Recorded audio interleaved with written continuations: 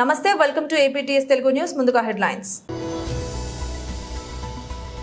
తగ్గేదే లేదు, ప్రజల కోసం పోరాటం చేస్తూనే ఉంటాను, నారా లోకేష్.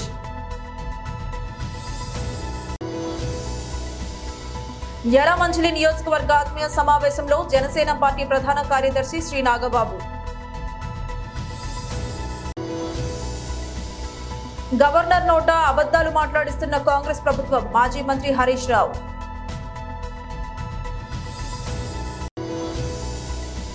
ఎక్స్ ఎమ్మెల్యే మరియు బీజేపీ రాష్ట్ర కార్యదర్శి Shri M Raghunandan Rao press meet. BJP Telangana.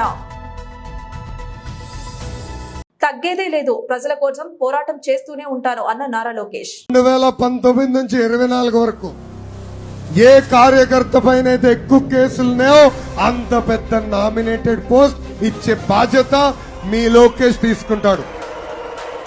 కానీ మా పోరాటం ఆగదు. తెలుగుదేశం పార్టీ వెనక తగ్గదు. ప్రజల తరఫున మేము పోరాడుతూనే ఉంటాము. కార్యకర్తలు అడుగుతున్నా, ఆఫర్ యాక్సెప్టెడా? రెడీనా? ప్రజల తరఫున పోరాడదాం. ఈ సైకోల పైన పోరాడదాం. 2024లో మళ్ళీ తెలుగుదేశం పార్టీ జెండా ఎగురుతాం ఖాయం. యలమంచిలి నియోజకవర్గ ఆత్మీయ సమావేశంలో జనసేన పార్టీ ప్రధాన కార్యదర్శి శ్రీ నాగబాబు, ముఖ్యమంత్రి తన ఆర్భాటాలకు కోట్లు ఖర్చు చేస్తారు, యలమంచిలిలో 2.5 కోట్లతో బ్రిడ్జ్ కట్టలేరా, ప్రజల కడుపు కొట్టి సంపాదించిన సొమ్ముతో ప్రశాంతంగా ఎవరూ బ్రతకలేరు, దశాబ్దాలు గడుస్తున్నా శారదా నది గట్టుకు శాశ్వత చర్యలు తీసుకోలేదు. యలమంచిలి నియోజకవర్గ ఆత్మీయ సమావేశంలో జనసేన పార్టీ ప్రధాన కార్యదర్శి శ్రీ నాగబాబు గారు.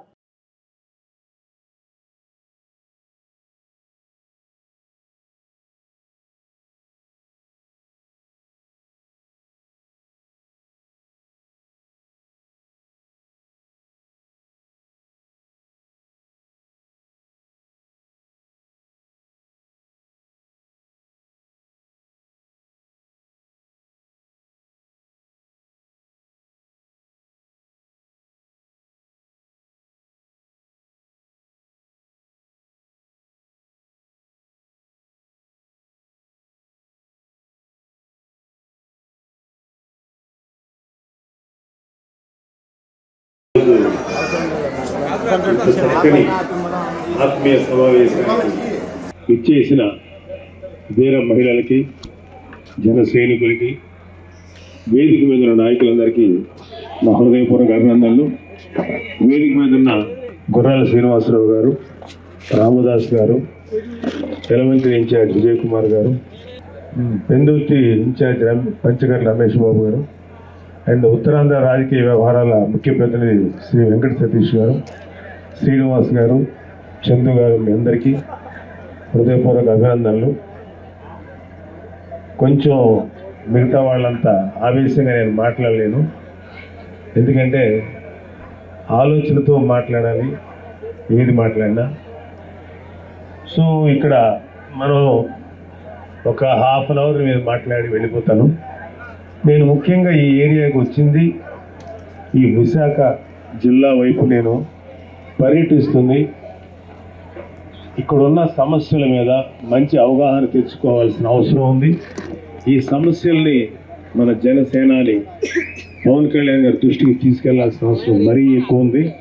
సో అందుకని కొంత అధ్యయనం చేయడానికి ఇటువైపు వచ్చాను. ఇప్పుడు ఒక 9 months బ్యాక్ యలమంచిలి ఆఫీసు మా తమ్ముళ్ళు సతీష్ కుమార్, విజయ్ కుమార్ల ప్రేమగా పిలిచినప్పుడు ఇక్కడికి వచ్చి ఈ జనసేన ఆఫీస్ని ఓపెన్ చేయడం జరిగింది.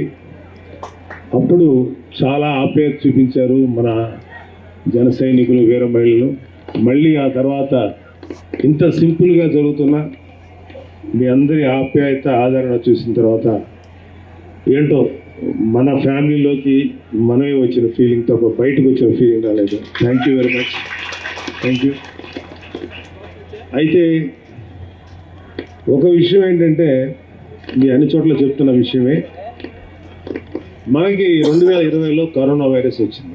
ఇంచుమించు ఒక 1 year 2 years బ్యాక్ గవర్నర్ నోట అబద్ధాలు మాట్లాడిస్తున్న కాంగ్రెస్ ప్రభుత్వం, మాజీ మంత్రి Harish Rao. As promised during the elections, the government is committed to realizing the 6 guarantees for the welfare and development of our people. The two guarantees have already been implemented. Paragraph 5 లో governor గారి ప్రసంగంలో 6 గ్యారంటీల్లో 2 గ్యారంటీలు ఇప్పటికే అమలు చేశామనే ఒక అర్ధ సత్యాన్ని చెప్పారు. 6 గ్యారంటీల్లో ఉన్నాయి 13. అందులో ఏం చెప్పారు గవర్నర్ గారి చేత? 2 గ్యారంటీలు అమలు చేశాము. ఒకటి మహిళలకు ఉచిత బస్సు ప్రయాణం అని చెప్పారు.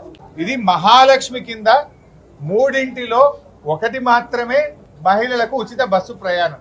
6 గ్యారంటీల్లో ఒకటి మహాలక్ష్మి. మహాలక్ష్మిలో ఏమున్నాయి?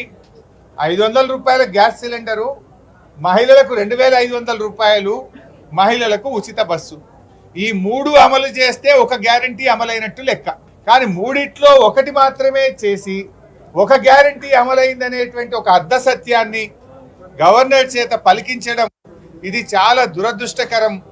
ఈ యొక్క శాసనసభ ప్రతిష్టను, గవర్నర్ గారి ప్రతిష్టను దిగజార్చే విధంగా ఈ ప్రసంగాన్ని తయారు చేశారు. ఈజ్ ఇట్ నాట్ ఏ లై? మీరు మహాలక్ష్మి కింద 3 చెప్పారు, ఒకటి మాత్రమే చేసి ఒక గ్యారంటీ అయిపోయింది అనడం అనేటువంటి ఒక అర్ధ సత్యాన్ని గవర్నర్ గారి చేత చెప్పించారు. ఎక్స్ ఎమ్మెల్యే మరియు బీజేపీ రాష్ట్ర కార్యదర్శి Shri M Raghunandan Rao press meet. BJP Telangana.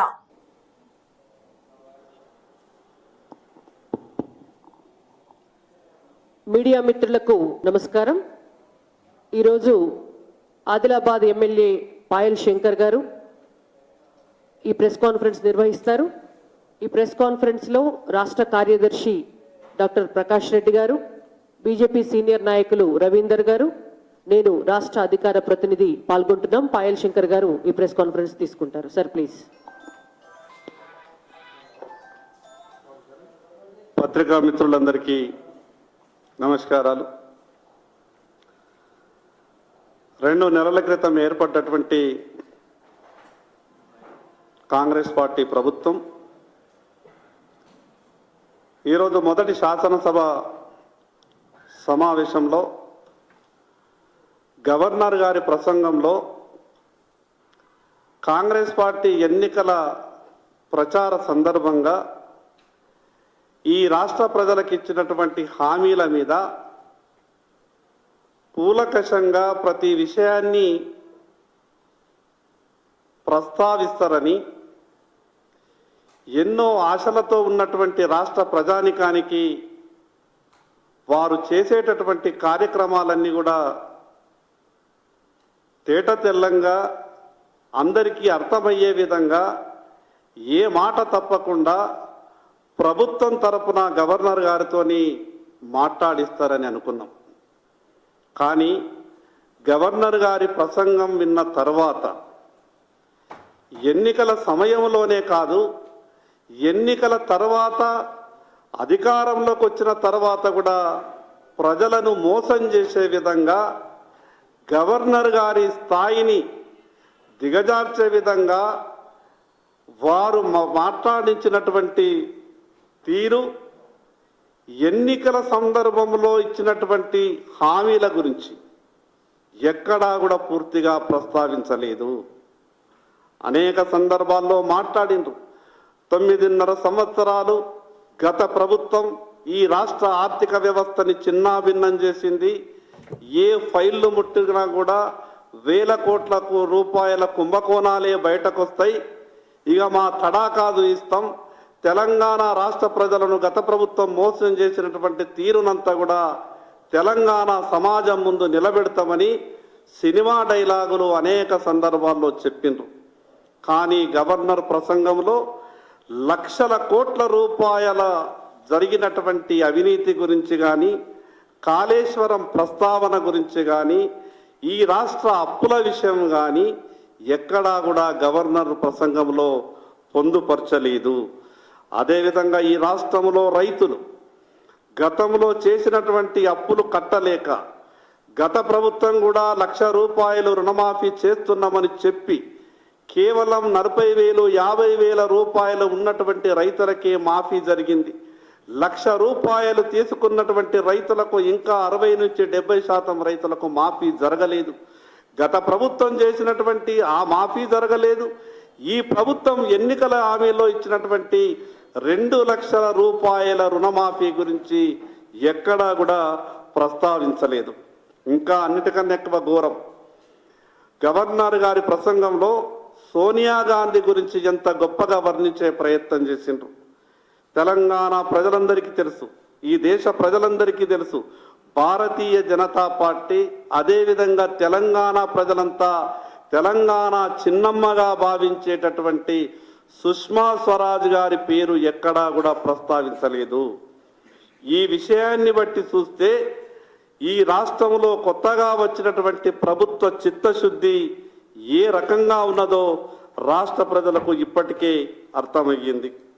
మరి అదేవిధంగా ఎన్నికల సమయంలో జాబ్ క్యాలెండర్ ఎన్నికల ప్రచార సందర్భంలో తేదీలు ప్రకటించారు. మరి అధికారంలో లేనప్పుడు పార్టీ నాయకులుగా మీరు తేదీలు ప్రకటించినప్పుడు ఈరోజు ప్రభుత్వంలోకి వచ్చి 2 నెలల తర్వాత ప్రభుత్వం ఏర్పడ్డాక కూడా గవర్నర్ గారి ప్రసంగంలో జాబ్ క్యాలెండర్ తేదీలతో సహా కానీ ఎందుకు ప్రకటించలేకపోయినరు? అంటే ఎన్నికల సమయంలో మాట్లాడినటువంటి మాటలకు ప్రభుత్వంలోకి వచ్చినటువంటి తర్వాత చేసే వ్యవహారాలకు పొంతన లేదు అనే సంకేతాన్ని ఈ కాంగ్రెస్ ప్రభుత్వం రాష్ట్ర ప్రజలకు ఇవ్వదలుచుకున్నది. మేము అనేక సందర్భాల్లో చెప్తూ వస్తున్నాం, కాంగ్రెస్ పార్టీ ఎప్పుడు కూడా ఎన్నికల సమయంలో వచ్చినటువంటి మాటలకు ప్రభుత్వం ఏర్పడ్డ తర్వాత చేసేటటువంటి వ్యవహారాలకు ఎక్కడా కూడా పొంతన ఉండదు. మళ్ళీ ఈరోజు కొత్తగా గవర్నర్ ప్రసంగం ఈ రకంగా చెప్పించే ప్రయత్నం చేస్తే మళ్ళీ టిఆర్ఎస్ కాంగ్రెస్ అనే ఈ 2 రాజకీయ పార్టీలు ఎన్నికల సమయంలో మాత్రమే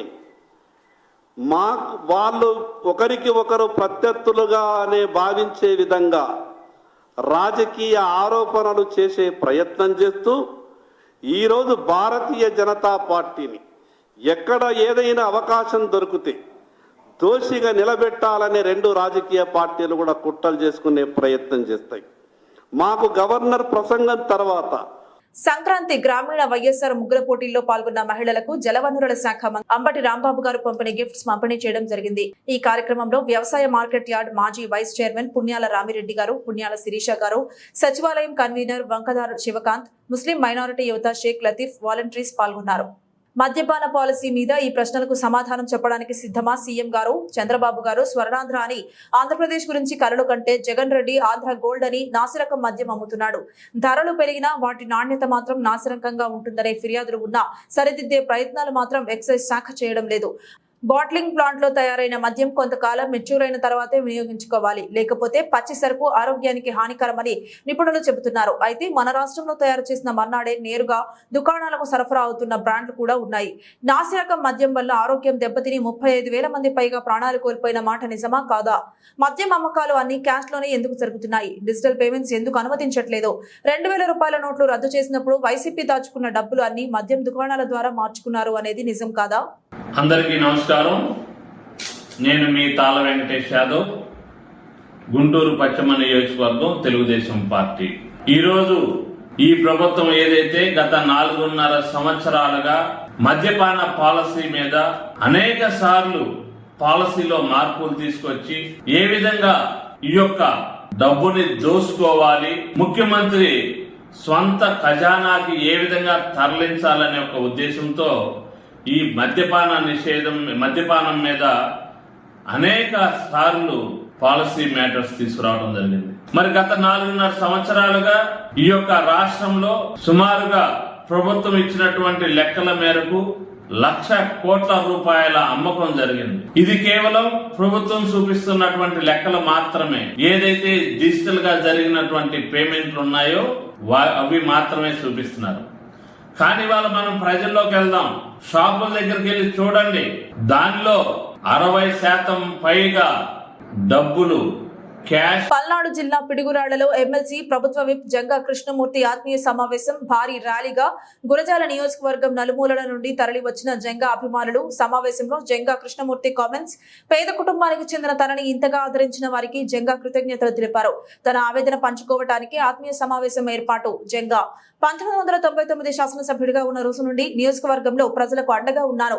బడుగు బలహీన వర్గాలకు సేవ చేశా కనుకే ఇంతగా ఎదిగా జంగా. 1998లో పార్లమెంట్ ఎన్నికల్లో రోషయ్య సమక్షంలో కాంగ్రెస్ లో చేరడం జరిగింది అని అన్నారు.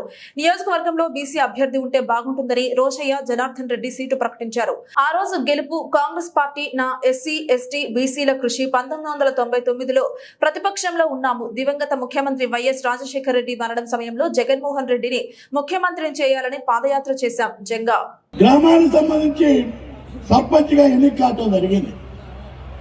ఆ రోజున తెలుగుదేశం పార్టీకి సంబంధించి తెలుగునాడు ట్రేడ్ యూనియన్ కౌన్సిల్ సంబంధించి 85 కార్మికులకు సంబంధించినటువంటి ఒక సంఘాన్ని ఏర్పాటు చేసుకుని మేమందరం కూడా ఆ రోజు నుండి ఇక్కడ కార్మిక ఉద్యమంలో కార్మికుల కోసం అనేకమైనటువంటి ఉద్యమాలు కూడా ఈ ప్రాంతంలో చేయటం జరిగింది. ఆ ఉద్యమానికి సంబంధించి నాయకత్వం వహించడం కూడా మీ అందరికీ మనవి చేస్తున్నాం. 88లో సర్పంచ్ చేశాం. దాదాపుగా 85 నుండి 96 వరకు 90 నుండి 96 వరకు కూడా జిల్లాకు సంబంధించినటువంటి తెలుగునాడు ట్రేడ్ యూనియన్ కౌన్సిల్ సంబంధించి అధ్యక్షుడిగా పనిచేయడం జరిగింది. దురదృష్టవశాత్తు అప్పుడు పరిస్థితులు ఇచ్చా తెలుగుదేశం పార్టీకి సంబంధించినటువంటి పార్టీకి అది విడిపోవటం మూలంగా ఆ రోజు ఎన్టీఆర్ వైపు కూడా ఎలా జరిగిందని కూడా మీ అందరికీ మనవి చేస్తున్నారు. మీకు తెలుసు, ఈ నియోజకవర్గం తెలియదు కాదు. 94 సంబంధించి తెలుగుదేశం పార్టీకి సంబంధించిన టికెట్ ఇచ్చినప్పటికీ ఇచ్చే పరిస్థితి నుండి చివరి నిమిషంలో ఆపినప్పటికి కూడా ఏమాత్రం కూడా తెలుగుదేశం పార్టీకి వ్యతిరేకం కారణంగా చేసిన పరిస్థితి కాదు. ఆ రోజు సభ్యుడికైతే ఏ అభ్యర్థి అయితే తెలుగుదేశం పార్టీ నిలబెట్టిందో వారిని నిలిపించుకోవడం కోసం కూడా కృషి చేసిన విషయాన్ని కూడా మీ అందరికీ మనవి చేస్తున్నాను. నేను ఎందుకు చెప్తున్నా, ఇదంతా కూడా నా ఎదుగుదల, ఈ నియోజకవర్గానికి సంబంధించినటువంటి ప్రతి ఒక్కరి యొక్క ఆశీస్సులు, నా ఎదుగుదల ఒక కమిట్మెంట్, నా ఎదుగుదల బడుగు బలహీన వర్గాలకు సంబంధించి కానివ్వండి, రైతులకు సంబంధించి కానివ్వండి, రైతాంగానికి సంబంధించి కానివ్వండి, అదేవిధంగా పేద వర్గాలకు సంబంధించి వాళ్ళందరూ కూడా వారి యొక్క అభ్యున్నతి కోసం మనకు చేతనైనటువంటి సేవ చేయాలన్నటువంటి ఆలోచన చేసడం మూలంగానే, ఆ కమిట్మెంట్ మూలంగానే ఈ రోజు ఈ స్థాయికి ఎదగలనే విషయం కూడా ఈ అందరికీ మనవి చేస్తున్నాం. రాజకీయాల కాలాలు కూడా దాదాపు ఈ 86 సంవత్సరాల వయసులో దాదాపు 35 సంవత్సరాల పైచిలుకున్నటువంటి రాజకీయ చరిత్ర చూసుకున్నట్లయితే అనేకమైన సభ్యుడిగా, ఒక బడుగు బలహీన వర్గాలకు సంబంధించిన శాసనసభ్యుడిగా నేను గ్రామాలు తిరిగేటువంటి వ్యక్తులు, నేను ఎత్తుకున్నటువంటి వ్యక్తులు ఈరోజు అనేక మంది సంబంధించి కూడా ఓటర్లుగా ఉన్నటువంటి విషయం, వాస్తవ విషయం కూడా మీ అందరికీ మనవి చేస్తున్నాను. తరం మారిపోయింది, కాలం మారింది, నాయకత్వాలు కూడా మాట్లాడే పరిస్థితుంది. నేను ఎందుకు చెప్తున్నా అంటే, ఇక్కడ ఈ సమావేశంలో గురజాల నియోజకవర్గానికి సంబంధించిన వ్యక్తులందరూ కూడా నాకు ఆప్తులు. నేను 2 పర్యాయాలు ఎమ్మెల్యేగా చేసినప్పటికీ, ఒక పర్యాయం చేయకపోయినప్పటికీ, ఒక పర్యాయం చేసినప్పటికి కూడా ఎవరు కూడా ఈ నియోజకవర్గంలో శత్రువులు లేరు. ఎవరు కూడా ఈ నియోజకవర్గంలో నేను శత్రువుగా భావించినటువంటి పరిస్థితి లేదన్న విషయం కూడా మీ అందరికీ మనవి చేస్తున్నాను. మీకు తెలియదు కాదు, ఒక కార్మిక నాయకుడిగా 88 సంబంధించి 88వ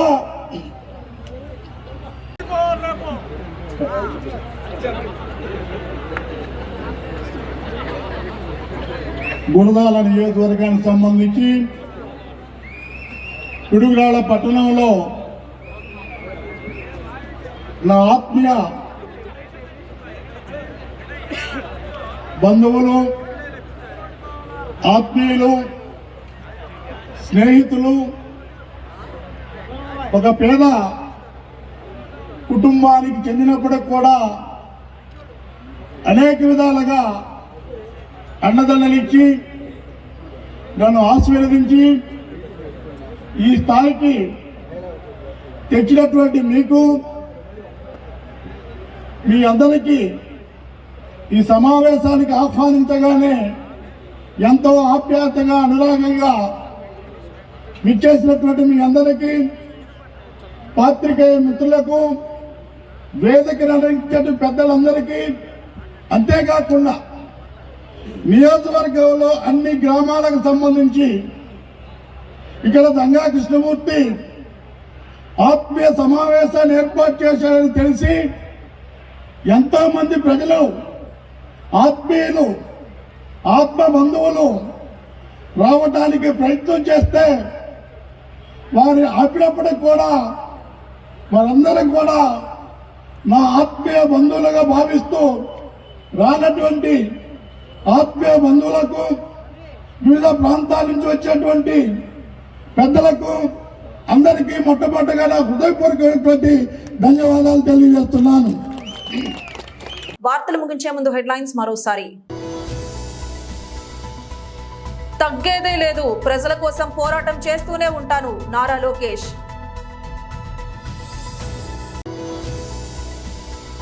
యలమంచిలి నియోజకవర్గ ఆత్మీయ సమావేశంలో జనసేన పార్టీ ప్రధాన కార్యదర్శి శ్రీ నాగబాబు. గవర్నర్ నోట అబద్ధాలు మాట్లాడిస్తున్న కాంగ్రెస్ ప్రభుత్వం, మాజీ మంత్రి హరీష్ రావు.